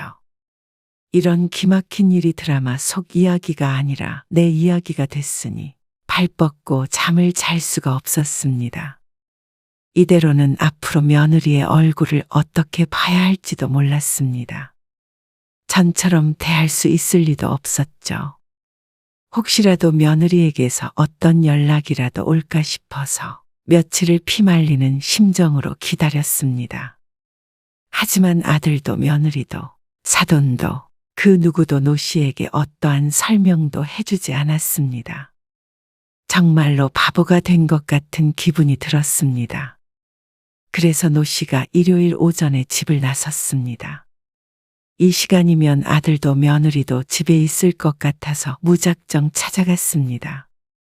미리 연락하면 안 만나려고 할 게 뻔하니 말이죠. 그런데 문이 열리고 들어간 아들네 집에는 안사돈까지 와 있었습니다. 노 씨의 얼굴을 보자 안절부절 못하는 게 지은 죄가 많아 보였습니다. 노 씨도 아들에게 가장 서운했지만 그에 못지않게 사돈한테도 할 말이 많았습니다. 설령 아들이 비밀로 하자고 했어도 어른인 이상 그에 동조하면 안 됐다고 생각했습니다. 왜 오셨어요? 얘기 좀 하자. 진아, 너도. 제가 진아한테 뭐라고 하지 말라고 말씀드렸잖아요. 그러면 내 며느리가 남의 애도 있다는데 나는 아무 말도 못하니? 어떻게 된 일인지 설명도 못 들어? 그 정도 권리도 없어? 어머님, 며느리가 고개를 숙이자 눈치를 보던 안사돈이 나섰습니다. 자신의 딸이 고초를 당하는 것은 차마 볼 수 없던 모양이었죠. 사돈, 저희도 솔직히 뭐 마음이 편했는 줄 아세요? 뭐라고요? 따지듯 말하는 안사돈 때문에 할 말을 잃었습니다. 솔직히 재혼이라는 이유로 저도 그렇고 우리 딸도 소갈이 많이 했어요. 늘 사위한테도 눈치 보이고 말이에요. 그래서 그게 제 탓이라는 건가요? 그러게 거짓말을 안 했으면 됐잖아요. 아니, 비밀로 하자고 했던 김서방한테 따지셔야지. 이렇게 찾아와서 왜 제 딸 눈칫밥을 주나요? 변명하지 마세요. 말하고 안 하고는 사돈 양심 문제죠. 효성이가 그렇게 하자고 했다고 사돈의 잘못이 사라지나요? 양심이 있다면 정정당당하게 말하고 허락을 받게 했어야죠. 양심이요? 참나, 한 번 결혼했던 여자는 다시 결혼도 못하나요? 그렇게 당당했으면 왜 숨겼어요? 아니, 그건 어쨌거나 우리가 김서방을 속인 건 아니잖아요. 사돈이 몰랐다고 해서 이렇게까지 할 문제는 아니라고 생각해요. 당사자가 괜찮다는데 왜 사돈이 난리세요? 그리고 오히려 한번 실패해본 사람이 두 번째는 더 잘하는 법이에요. 그걸 지금 말이라고 하세요? 입장을 바꿔서 생각해 보세요. 입장까지 바꿀 게 뭐가 있어요? 저는 진아만 좋다면 다 오케이예요. 사돈을 속였어도 말이죠. 그건 대단하시네요. 그 하객들 전부 입단속 시켰던 거 생각하면 소름 끼치기까지 해요. 모두 다 작정하고 한통속이 돼서 노 씨를 속였다는 사실에 치가 떨렸습니다. 노 씨와 남편만 바보가 되었습니다. 아무리 그래도 무슨 권리로 이렇게 집을 쑥대밭을 만들어 놓는 거예요. 자식 인생은 알아서 살게 둬야죠. 이제 와서 이런다고 뭐가 달라져요. 결혼해서 잘 살고 있는데. 뭐, 소송이라도 하시게요? 애들이 좋아서 한 결혼인데 더 이상 관여하지 마세요. 내가 낳았다고 자식을 마음대로 해도 되는 건 아니잖아요. 그래요. 사돈 말이 맞네요. 그렇죠? 그러니까 이쯤에서 마음 정리하세요. 이미 엎질러진 물이잖아요. 다 큰 자식을 마음대로 할 권리 없겠죠. 그런데 내 재산은 제가 마음대로 할 권리가 있는 거죠? 그게 무슨 말이에요? 둘이 좋아서 잘 산다고 하니까 제가 이제 와서 헤어져라 말하라 할 수도 없고 말한다고 들을 생각도 없는 것 같네요. 근데 제가 준 이 집은 제 맘대로 다시 가져가야겠습니다. 엄마, 무슨 소리 하시는 거예요? 잠자코 듣고 있던 아들이 뒤늦게 나섰습니다. 너희 둘 인연은 알아서 해라. 그런데 우리 인연은 거짓말로 시작한 관계야. 더 이상 이어갈 수가 없겠다. 그리고 우리를 속인 너희들 편히 살라고 집까지 주고 싶진 않다. 아니, 사돈, 이렇게 나오시면 곤란하죠? 돈 가지고 어떻게 사람을 이렇게 대하나요? 그러는 사돈은 저희를 어떻게 대했는지 한번 생각해 보시죠. 엄마, 진짜 이렇게 하실 거예요? 대화로 해요, 우리. 그놈의 대화, 나도 해보려고 노력했는데 네가 싫다고 했잖아. 소송? 내가 결혼한 것도 아닌데 사기 결혼이라고 할 수도 없겠지. 그런데 적어도 내 재산은 마음대로 할 수 있지 않겠어? 그럼 저희 못 보고 사셔도 된다는 말씀이세요? 나는 전처럼 너희를 대할 자신이 없다. 제 인생 제가 알아서 살게 내버려 두실 수는 없는 거예요? 그래, 내버려 둘게. 알아서 살아. 엄마 아빠 그늘 벗어나서 알아서 살면 되잖아. 그러니까 집 같은 거 줘버려도 상관없는 거 아니니? 어차피 너희 인생이니까. 아들은 말문이 막힌 듯 보였습니다. 집은 팔아버릴 테니까 알아둬라. 너희가 이사를 나가든 안 나가든 최대한 빨리 팔 거야. 길거리로 쫓겨나기 싫으면 미리미리 집 알아보는 게 좋을 거다. 사돈, 정말 같은 자식 키우는 부모끼리 이러지 마세요. 자식 키우는 부모 심정을 그렇게 잘 아시는 분이 노 씨는 거기까지만 내뱉고 뒤돌아섰습니다. 뒤에서 아들이 따라 나왔지만 그 손을 뿌리쳐버렸습니다. 어쩌면 아들이 한마디 말이라도 따뜻하게 했다면, 노 씨의 심정을 헤아리는 말 한마디라도 건넸다면 달랐을 수도 있었습니다. 장담하진 못하겠지만 자식 이기는 부부모 없을 테니 말이죠. 하지만 이번 일은 도저히 용서하고 넘어갈 수 없었습니다. 부모로서의 최소한의 존중도 받지 못한 것 같았습니다. 그런 자식을 위해서 노 씨는 어떤 것도 해줄 생각이 없었습니다. 그리고 노 씨는 아파트를 금매로 내놓았습니다. 명의가 남편 명의라 아들의 동의는 필요하지 않았습니다. 시세보다 싸게 내놓은 집은 한 달도 안 돼서 팔렸습니다. 그리고 아들은 그 집에서 쫓겨났죠. 어머님, 너무 무서워서 그랬어요. 어차피 애는 제가 안 키우니까 말씀 안 드리는 편이 좋을 것 같았어요. 네. 엄마 아빠를 기만하려고 그런 거 절대 아니에요. 죄송해요. 뒤늦게 찾아와서 잘못을 비는 아들과 며느리. 돈으로 휘둘러야 휘둘러지는 자식을 보니 통쾌함보다는 씁쓸함이 더 컸습니다. 이제 와서 이런들 무슨 소용인가 싶었습니다. 이미 노 씨의 마음 한켠은 무너져 내린 뒤였는데 말이죠. 애를 누가 키우든 신경 안 쓴다. 물었을 때 대답해 주지 그랬니? 진작에 얘기하자고 했을 때 말해 주지 그랬어. 이제 마음 비웠으니까 이렇게 찾아올 필요도 없다. 엄마, 이런다고 엄마 마음도 편한 건 아니잖아요. 그렇다고 이제 와서 저희가 헤어질 수도 없고요. 그렇다고 평생 괴롭게 얼굴 마주보고 살아야 할 필요는 더더욱 없지. 노 씨가 뒤를 돌자 남편이 아들을 내보냈습니다. 남편도 화를 억누르고 최대한 신사답게 대하려고 노력하는 듯 했습니다. 노 씨보다도 분노했던 것이 남편이었는데 말이죠.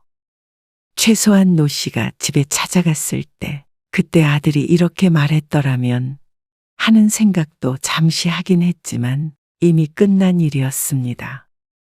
더는 부모를 저버린 아들 생각은 하고 싶지 않았습니다. 그런 노 씨를 남편과 딸이 위로했습니다. 앞으로는 자식은 하나라고 생각하고 살 생각이었죠.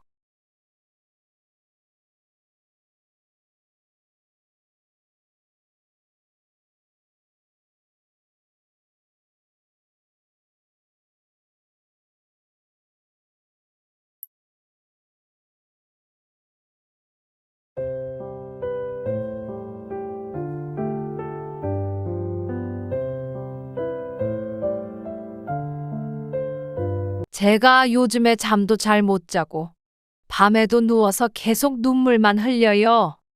왜 이렇게 마음이 허한지. 아무래도 외동딸이니까 서운하셨겠어요. 이해가 가요. 아니요. 이해를 못 하시겠죠. 자식이 둘이나 있으시잖아요. 사돈은 아들 결혼시키면서 어떤 심정이실지 모르겠는데요. 솔직히 저는 강도한테 제 딸을 강제로 뺏긴 기분이에요. 네? 강도요? 그게 제 솔직한 심정이에요. 아니, 제 아들이 싫다는 사람 억지로 꿰어내서 결혼시킨 건가요?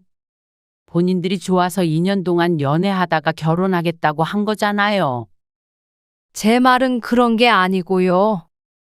그런 게 맞든 아니든 지금 이 자리에서 제 아들 보고 강도라고 하는 게 맞는 건가요? 너무한 거 아니에요? 오늘 이야기 속 주인공은 59세 박용선 씨입니다. 그리고 그녀의 아들과 예비 며느리에 관한 이야기입니다. 박 씨는 자식 하나 결혼시키는 게 왜 이렇게 어려운가 싶었습니다. 다들 이런 과정을 통해서 결혼을 시키는 것인가 궁금하기까지 했죠. 모든 걸 상대방에게 맞춰서 진행하려고 해도 갈등이 끊이질 않았습니다. 그런데 겨우 자리한 상견례에서 그런 말을 들을 줄은 꿈에도 몰랐습니다. 내 아들에게 딸을 뺏어간 강도라면서 눈물 짓는 예비 사돈을 보자 어이가 없어 할 말을 잃었습니다. 그렇게 소중한 딸을 왜 결혼을 시키려 하는 것인지 이해가 가지 않았죠.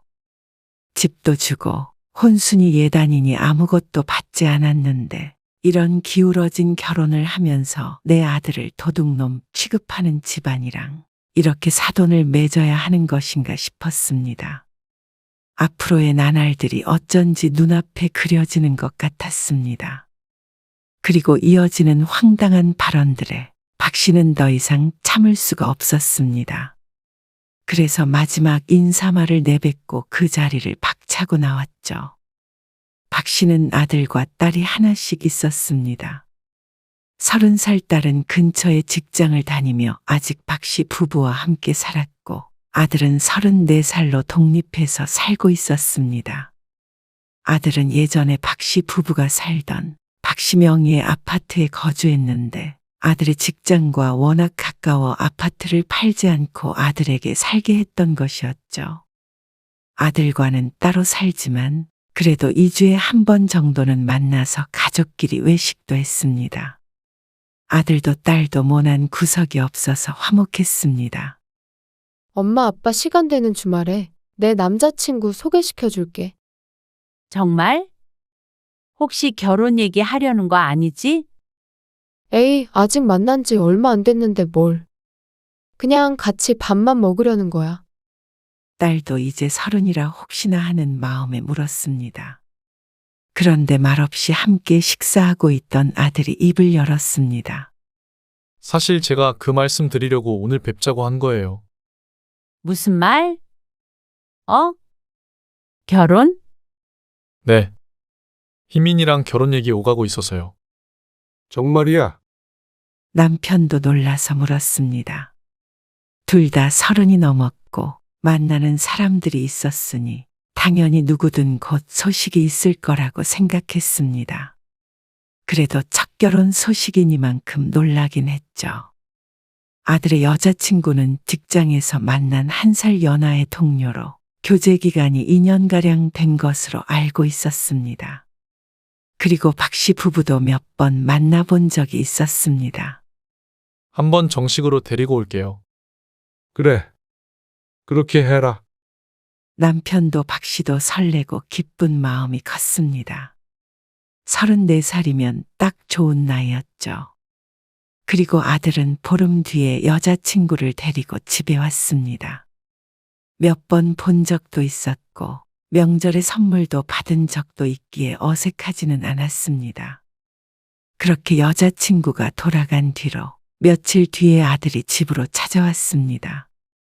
박 씨 부부가 아들의 결혼에 대해서 의논하기 위해서 따로 부른 것이었죠. 상견례는 언제 하기로 했어? 그건 상의를 해볼게요. 희민이도 부모님께 여쭤본다고 했어요. 그래. 우린 주말이면 다 괜찮아. 네. 그리고 집이나 이런 건 어떻게 하기로 얘기가 오가고 있는 거야? 박 씨가 아들을 부른 이유였습니다. 가장 중요한 문제였는데 아들이 먼저 물어보기가 힘들 것 같아서였습니다. 그래서 박 씨는 남편과 상의했던 바를 아들에게 얘기했습니다. 너 살고 있는 그 아파트 말이야. 거기서 신혼생활하면 어떨까 해서. 아, 지금 집이요? 그래. 어차피 너희 회사가 그쪽이잖아. 아들이 살고 있는 아파트는 직장에서 차 타고 10분, 15분밖에 걸리지 않는 위치였습니다.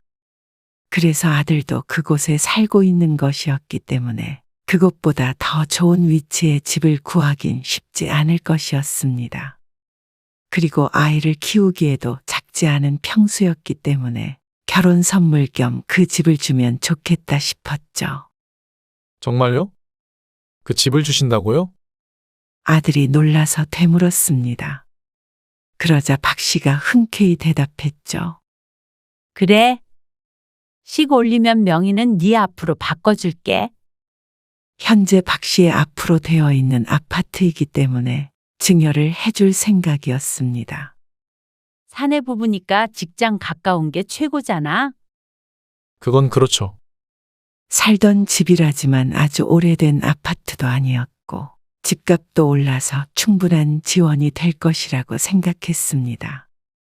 그리고 아들도 무척 좋아했습니다. 감사해요. 진짜 잘 살게요. 연신 고맙다고 하는 아들을 보니 박 씨 부부도 흐뭇했습니다. 나중에 들으니 아들의 여자친구인 희민도 굉장히 좋아한 듯 했죠. 그리고 얼마 안 돼서 상견례 날짜가 잡혔습니다. 그날 괜찮으세요? 괜찮아? 토요일 저녁이지? 네. 맞아요. 알았어. 수정이한테는 엄마가 얘기할게. 딸에게도 주말에 시간을 비워두라고 해야 했습니다. 그런데 아들이 머뭇거리더니 물었습니다. 근데 상견례 장소 말이에요. 아, 어디에서 하기로 했어? 희민이 부모님 사시는 곳 근처에서 해도 될까요? 아, 멀리서 사신다고 안 했나? 그렇게 먼 건 아니고요. 한 1시간 정도 걸리죠. 그래. 상관없어. 네. 그러면 그쪽으로 알아볼게요.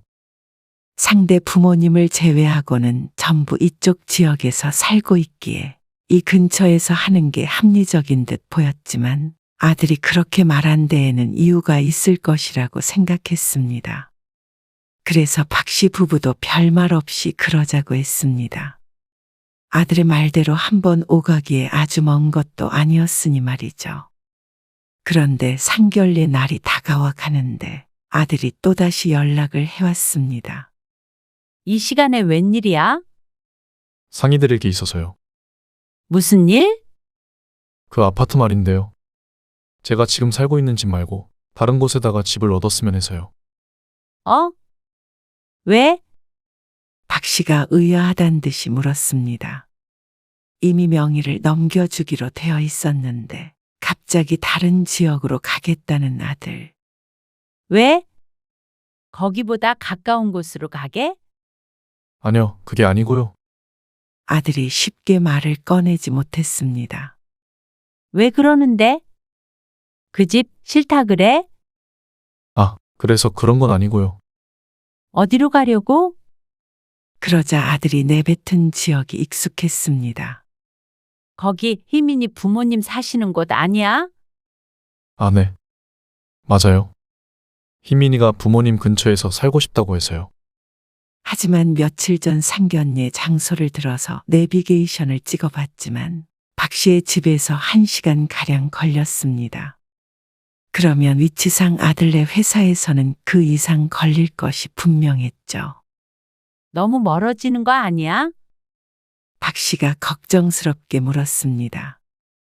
다른 곳에 사는 것이야 문제될 게 없지만 위치가 너무 불편할 것 같았습니다. 거기에서 어떻게 매일 출퇴근을 해? 빨리 가면 1시간 정도면 가니까요. 1시간이 짧은 시간이야? 출퇴근 시간엔 더 걸릴 텐데. 근데 희민이가 꼭 거기에 살고 싶다고 하니까. 아들의 여자친구가 강력하게 원한 듯 했습니다. 아들도 먼 것을 모를 리 없었는데 이렇게 묻는 걸 보니 이미 둘은 상의를 끝낸 것 같았습니다. 그래서 지금 살던 집을 팔고 그 돈으로 그쪽에 집을 사는 게 어떨까 해요. 받은 데가 있는 거야? 아, 거기 새로 지은 아파트가 있는데요. 그러면서 설명하는 아파트는 신축에다가 평수도 아들이 사는 곳보다 컸습니다. 확인해 보진 않아서 모르겠지만 아파트 가격은 비슷하긴 할 것 같은데 돈이 조금 더 들지도 몰랐습니다. 그리고 살던 아파트가 그렇게 금방 팔리는 것이 아니기에 마음에 걸리는 것들은 많았습니다. 하지만 꼭 거기서 살고 싶다는데 이래라 저래라 할 순 없었뿐이다. 그래. 너희가 살 집이니까 너희 편한 대로 해. 부동산에 일단 집 내놓을게 그러면 팔리면 그 돈 보태서 너희가 원하는 집으로 사줄게. 정말요? 그러면 희민이한테도 그렇게 말할게요. 감사해요. 아들은 한시름 놓았다는 듯이 안심한 말했습니다. 그런 걸 보니 박 씨가 반대할 줄 알았던 모양이었습니다. 하지만 거기까지는 박 씨도 아들이 원하는 대로 하는 게 맞다고 생각했습니다. 어쨌거나 집을 주기로 했으니 그 선에서 어딜 가든 아들네가 알아서 하는 문제였습니다. 살다가 불편하면 어련히 알아서 이사를 할까 싶었죠. 그리고 희민이랑 얘기를 좀 해봤는데요. 예물이나 예당 같은 거는 생략하는 게 어떨까 해요. 결혼식도 너무 거창하기는 말고요. 조금 간소화해서 하려는데 어떠세요? 그래? 요즘 그렇게들 많이 한다더라. 네. 결혼 비용도 많게는 1억 가까이 드는 경우도 있다고 하는데 쓸모없는 것 같아서요. 그건 그렇지. 그 돈으로 살림에 보태는 게 좋겠지? 아들의 말에 박 씨도 동의했습니다. 한 번밖에 없는 결혼 성대하게 하는 사람도 있겠지만 적당한 선에서 하는 게 좋다고 생각했죠. 그래서 각자 우선 1,000만 원씩 모아서 예식장 같은 것들 예약하기로 했어요. 신혼여행은 제가 따로 낼 거고요. 그래. 알아서 해. 나머진 아들이 모아둔 돈으로 해결을 하기로 했습니다. 아들은 집을 해준 것만으로도 감사하다고 그 외에는 아무것도 안 해줘도 된다고 했습니다. 그런데 얼마 뒤에 대화를 나누다가 상대방 쪽에서 아들에게 양복을 선물해 줬다는 이야기를 듣게 됐습니다. 우리도 뭐라도 해줘야 하는 거 아닐까? 다 생략하기로 했다면서. 딸에게 묻자 딸도 고개를 갸웃했습니다. 그래도 그쪽에서 줬으면 우리도 가만히 있기는 좀 그렇겠지? 그렇지? 그럼 가방 같은 거라도 하나 사주면 되지 않을까? 명품 가방 같은 거? 가방은 너무 비싼가? 오빠 양복은 100만 원 정도 하는 것 같던데. 가방은 얼마 정도 하는데? 글쎄, 200만 원에서 비싸면 500만 원 정도 하지 않나? 에이, 비싸긴 하다. 그럼 그냥 팔찌 같은 거 줘. 하지만 그쪽에서 100만 원짜리를 줬다고 해서 가격을 맞춰서 주는 것은 너무 인정머리가 없는 것 아닌가 싶었습니다. 그래도 너무 다 생략해서 서운해할까봐 좀 그랬는데. 차라리 잘 됐어. 박 씨는 아들을 통해서 예비 며느리에게 500만 원을 보냈습니다. 예물로 좋은 가방을 하나 사라고 말이죠. 그리고 얼마 뒤에 만나게 된 아들에게 물었습니다. 결혼 준비 잘 돼가? 네. 지금 직장 알아보고 있어요. 그래도 시간이 조금 있잖아. 지난번에 너희 직장 동료가 결혼했다는 거기 있잖아. 엄마도 저번에 가보니까 좋던데. 거기도 한번 봐봐. 아, WS 웨딩홀이요? 그래. 거기 음식도 정말 괜찮더라. 근데 저희 알아보고 있는 예식장이 희민이네 집 근처라서요. 아, 그래? 결혼식도 그쪽에서 하게? 무언가 계속 끌려가고 있다는 생각은 들었습니다. 신혼생활도, 상견례도, 결혼식도 모두 그쪽에서 한다는 것이 조금 이기적이라고 느껴졌습니다. 아들이나 예비 며느리의 현재 거주지가 이쪽이고 직장도 이쪽인데 어째서 그곳에서 결혼식을 올리겠다는 것인지 이해는 가지 않았죠. 그렇지만 박 씨는 알아서 하라고 했습니다. 별것 아닌 문제로 참견해서 중간에서 아들을 곤란하게 만들고 싶지 않았습니다. 그래. 너희가 알아서 잘하겠지? 근데 희민이는 가방 예쁜 거 샀어? 무슨 가방을 샀다는 소리가 없어서 물었습니다. 그런데 아들이 엉뚱한 소리를 했습니다.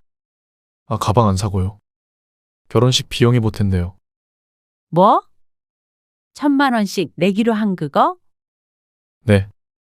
그럼 1,500만 원을 낸다는 거야? 아니요. 그건 아니죠. 그것까지 해서 1,000만 원이에요.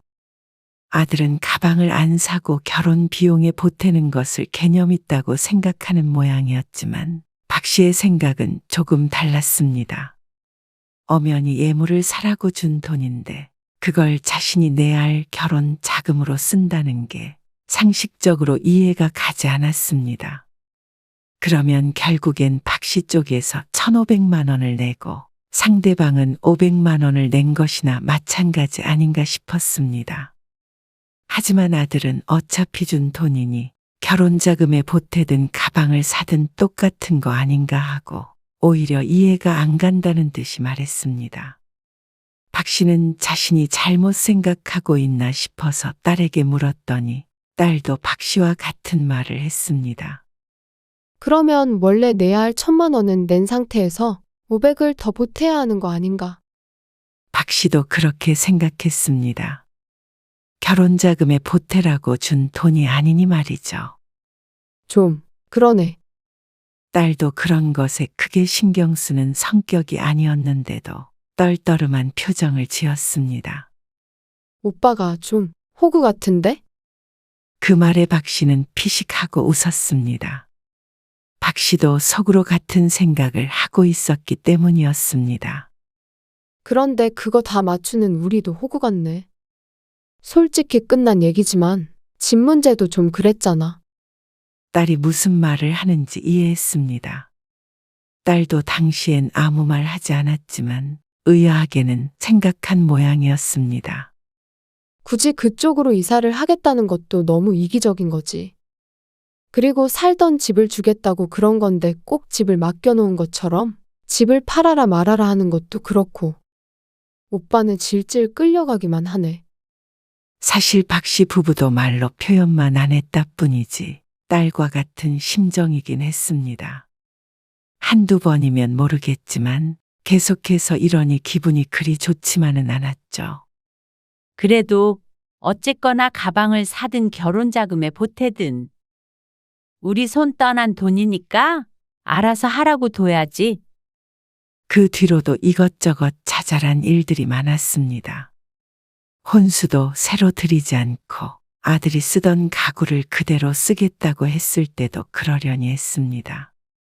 결혼을 엎어버리지 않을 이상은 서로 맞춰가는 수밖에 없었습니다. 그런데 모든 건 다 참을 수가 있었습니다. 하지만 더 이상 참을 수 없는 일이 상견례에서 벌어지게 되었죠. 상견례 당일, 박 씨 부부는 딸과 함께 약속 장소로 갔습니다. 그리고 도착한 지 얼마 안 됐을 때 아들과 예비 며느리 그리고 예비 사돈네가 도착했죠. 안녕하세요. 처음 뵙겠습니다. 네. 안녕하세요. 서로 인사를 나누고 앉았는데 어쩐지 상대 부모의 안색이 어두워 보였습니다. 마지못해 나온 듯한 표정에 박 씨 가족도 무척 당황스러워서 서로의 눈치를 볼 정도였습니다. 그런데 그런 표정을 짓는 이유를 곧 알게 되었습니다. 신혼집을 저희 집 근처에다 하게 된 것 때문에 혹시나 기분 상하셨을까봐 말씀드려요. 집 해주시는 거 감사하게 생각해요. 다른 뜻이 있어서 그런 건 아니었고요. 우리가 자식이라고는 희민이 하나예요. 그래서 아무리 생각해도 멀리 떨어져 살 수가 없을 것 같아서요. 아, 그러세요. 이해해요? 저희는 희민이 없으면 못 살아요. 그 말에 어쩐지 등줄기가 서늘해지는 기분이었습니다. 유별나다는 생각은 들었습니다. 박 씨는 자식이 둘이라 그 심정을 완전히 알 수는 없지만 그때까지만 해도 아주 이해 못할 얘기는 아니라고 생각했습니다. 하지만 예비사돈의 말은 점점 선을 넘기 시작했습니다. 우리 희민이가 어려서부터 인기가 얼마나 많았다고요. 사실 대학도 더 좋은 데 나올 수 있었는데 시험 보다가 조금 실수를 하는 바람에 아무튼간 원래는 우리 유서방보다는 학벌이 좋았을 거예요. 아, 그래요. 그럼요. 얼마나 똑똑했다고요. 얼굴도 예쁘고. 상견례가 아니라 자기 딸을 자랑하러 나온 자리 같았습니다. 한두 번 들었을 때는 박 씨도 맞장구를 쳤지만 비슷한 말이 계속되자 표정 관리가 힘들었습니다. 자기 자식 칭찬만 하는데 그치지 않고 은근슬에 박 씨의 아들을 깎아내리는 것이 문제였습니다. 사실 우리 딸이 몇 년은 더 있다가 결혼할 줄 알았거든요. 그래서 예전에 아는 사람이 변호사랑 중매를 선다길래 제가 결혼은 아직 멀었다고 거절을 했지 뭐예요. 그 말에 기가 막혀 입을 벌리고 있자 바깥사돈이 헛기침을 했습니다. 예비 며느리는 민망한 표정은 짓고 있었지만 그것뿐이었습니다. 상대 아버지의 헛기침 소리에 여자는 호호 웃었습니다. 말이 그렇다는 거예요. 아무튼간 이렇게 갑자기 결혼이 진행될 줄은 몰랐어요. 아, 그러세요. 그래도 결혼할 나이가 되긴 했죠? 예비 며느리의 나이도 33이었습니다. 아들과 1살 차이였으니 그렇게 갑작스러운 나이도 아니었죠. 나이가 중요한 게 아니고 이래저래 서운하다 이거죠. 무엇이 그렇게 서운한지는 몰랐지만 박 씨도 할 말이야 많았습니다. 집을 팔고 새로운 집으로 가겠다고 했을 때 상대방 쪽에서도 얼마 정도는 보태겠다고 할 줄 알았습니다. 이미 집을 주겠다고 했으니 받을 생각은 없었지만 그게 인지상정이 아닌가 싶었습니다. 그런데 500만 원으로 딸을 결혼시키면서 변호사와 박 씨의 아들을 비교해가며 뭘 그리 아쉬워하고 섭섭해하는지 몰랐습니다. 설령 그런 마음이 들더라도 이 자리에서 할 말은 아니지 않나 싶었죠. 그런데 이어지는 말에는 박 씨도 놀랄 수밖에 없었습니다. 제가 요즘에 잠도 잘 못 자고 밤에도 누워서 계속 눈물만 흘려요. 왜 이렇게 마음이 허한지. 그리고 그 말을 하면서 여자는 실제로 울기까지 했습니다. 기가 막혔지만 이 상황을 어떻게 해야 할지 몰라 얼떨결에 위로의 말을 건넸습니다. 아무래도 외동딸이니까 서운하셨겠어요. 이해가 가요. 아니요. 이해를 못 하시겠죠. 자식이 둘이나 있으시잖아요.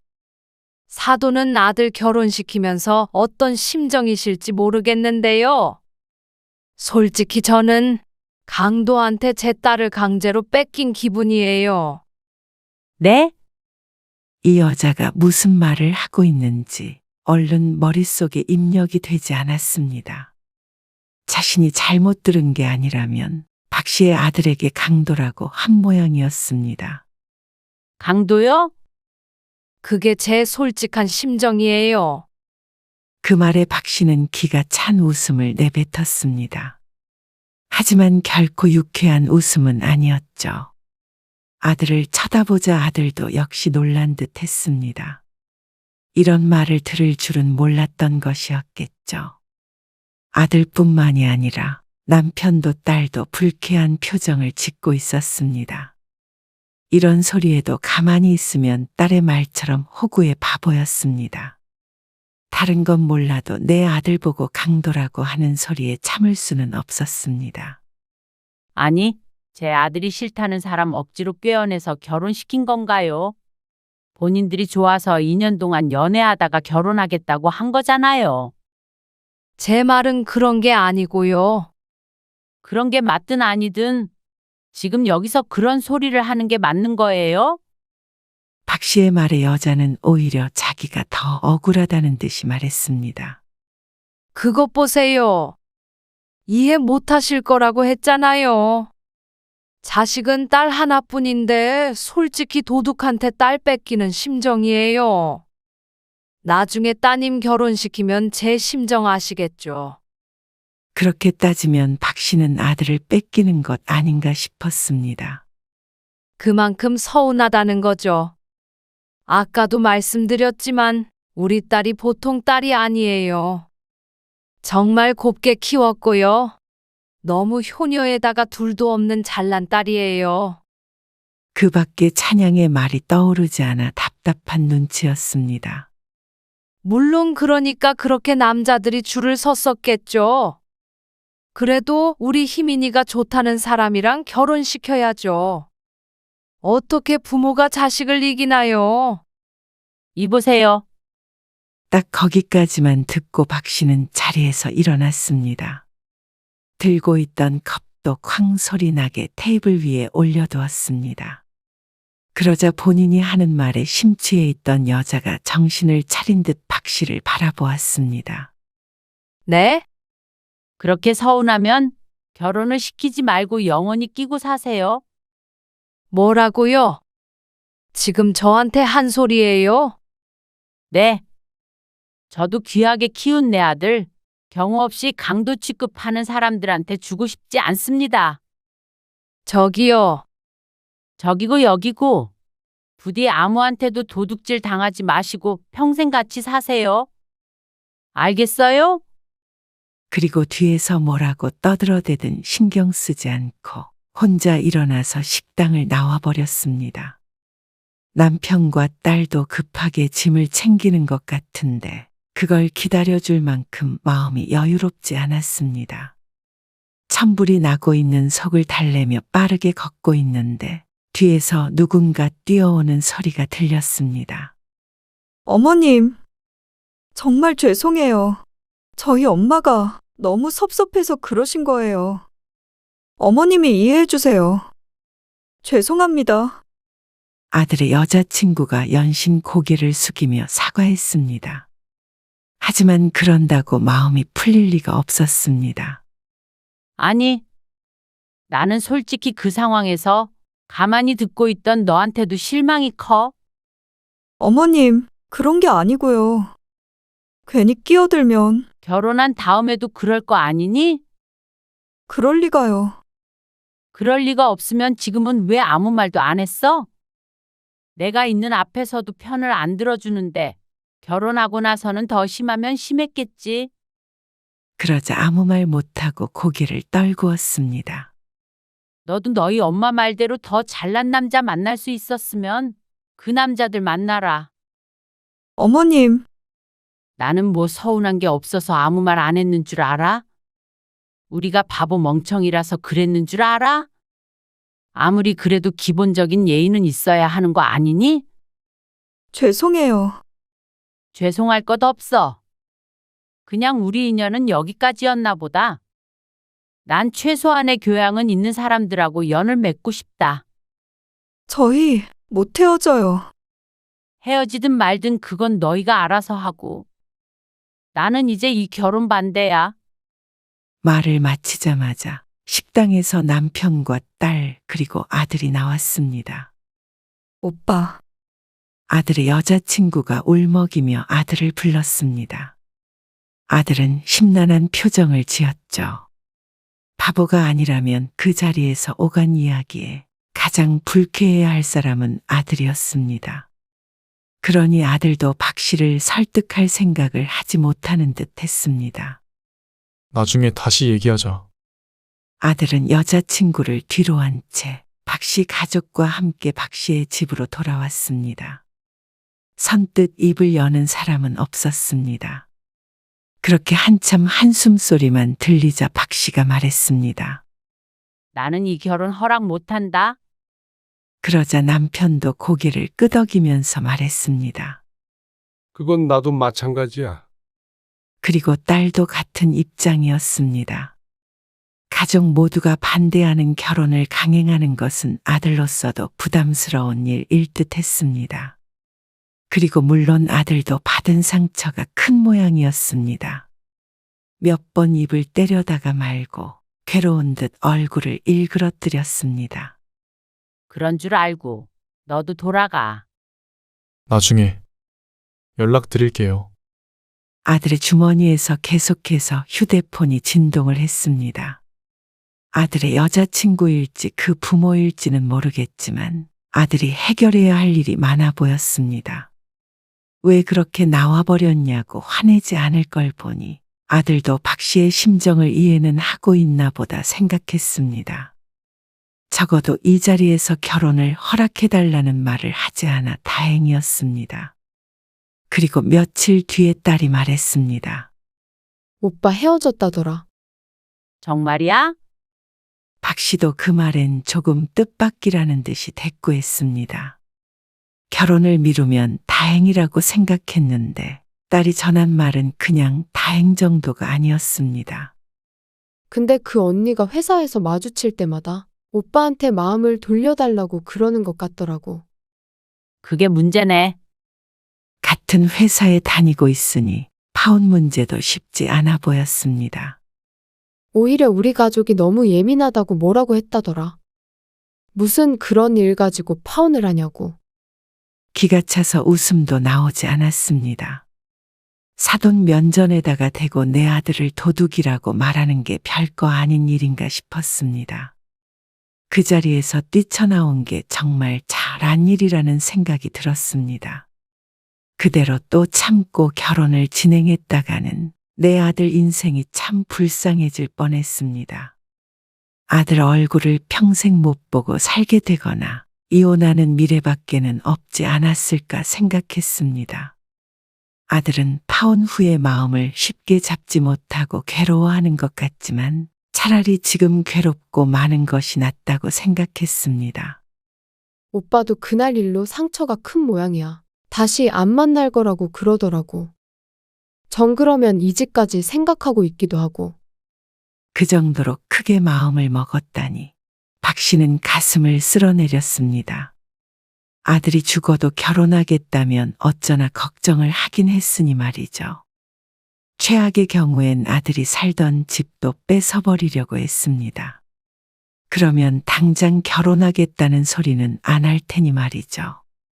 거기까지 안 가게 해줘서 아들에게 고마울 지경이었습니다. 그리고 가방 사라고 준 돈 500만 원도 돌려받았대. 근데 엄마 아빠한테 미안해서 말을 못하는 것 같더라고. 그대로 결혼하는 게 미안한 거지. 나도 그렇게 말했지. 상견례에서 그래서 오히려 다행이지 뭐. 이혼보다 파혼이 나으니까. 딸의 말에 박 씨도 고개를 끄덕였습니다. 아들도 돈까지 돌려받은 걸 봐서는 제대로 마음먹은 듯하니 모든 건 시간이 해결해 줄 문제였습니다. 지옥문에서 뒤돌아 나온 것 같아서 정말 다행이었습니다. 딸의 말처럼 오히려 잘된 일이라고 생각하고 살기로 했습니다. 아들을 강도의 도둑을 만들 뻔했으니 말이죠. 나도 정신 똑바로 차리게. 남자친구가 있는 딸도 경각심이 생겼는지 눈을 부릅떴습니다. 그렇게 아들은 여자친구와 헤어졌고 몇 달 지나지 않아서 여자친구가 회사를 옮겼다고 전해 들었습니다. 큰일은 치렀지만 적어도 박 씨 가족에게 있어서는 차라리 잘된 일이었습니다.